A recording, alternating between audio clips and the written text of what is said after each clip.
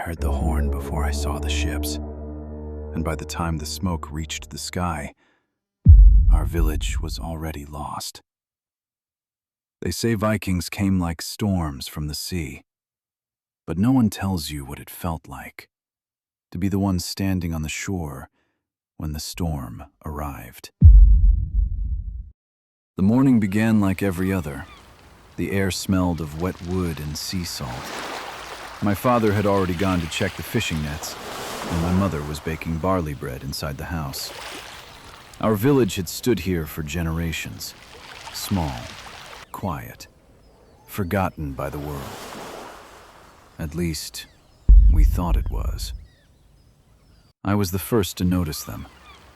Dark shapes on the water, long, narrow, moving faster than any fishing boat. At first I thought they were traders, but then the horns sounded, and every man in the village froze. There were too many ships. 10, maybe more. Their sails were dark like storm clouds, and at the front of every ship, carved beasts stared toward the shore. Dragons. "Run home," he said. But it was already too late. The ships struck the sand with a heavy crack. Men poured out of them like wolves. Axes, shields, iron helmets. They shouted words I didn't understand, but I understood the fire.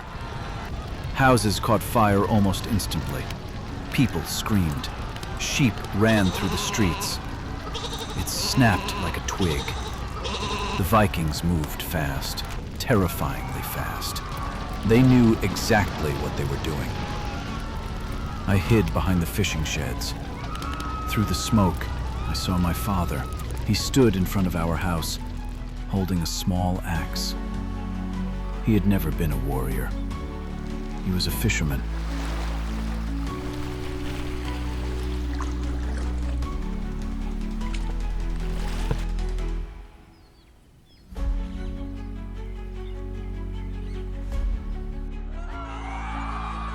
But he stood there anyway.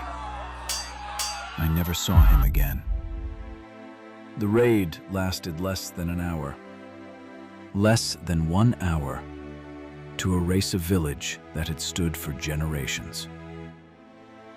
When the ships finally left, the only sounds were fire and the sea. When I stepped out from hiding, the village I knew was gone. Homes were ash. The dock was broken, and half the people I grew up with were simply gone. Some say the Vikings were heroes, great explorers, legendary warriors.